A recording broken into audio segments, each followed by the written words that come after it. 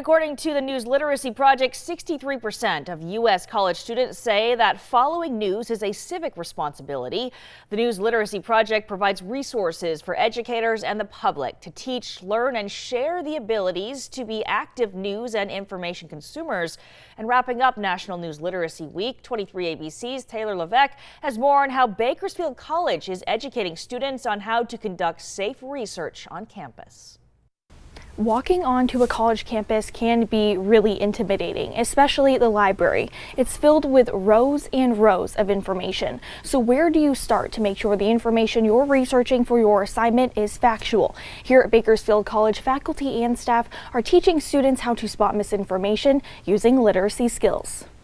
We're trying to get them to look at a lot of different news sources, newspaper articles, magazine articles, scholarly sources, television interviews, TED Talks, YouTube videos, because we understand that it's not limited to just text anymore, that information is coming through podcasts. Inside the classroom or over Zoom, Bakersfield College is educating students on the importance of spotting misinformation. We know that there's a lot of information out there, so we ask them to try and look at as many sources as possible, but understanding they can't look at everything. Bakersfield College adjunct professor Zachary Smith says online learning has caused more students to plagiarize. So to help combat the spread of misinformation, he focuses on teaching two literacy skills: analysis and evaluation. The different ways to evaluate those sources is to check and see if that source provided where they got the information from, and then to further fact check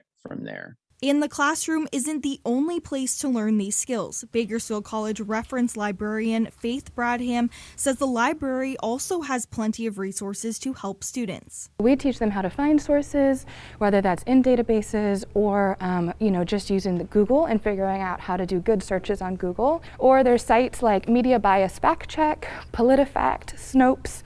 All of those are different sites that students or anyone can go to and kind of type in the keywords from what they're seeing and see if it's been proven fake or real. And that's one way to kind of help. But Smith doesn't stop at teaching literacy skills. He reminds students on the importance to not spread misinformation on social media. It's not civil, it's very subjective. People don't credit their sources often. So we let them know that social media can be a tool to look at for news information, but like Wikipedia, it's a starting point. It's not necessarily something that you would rely on as a main source for your argument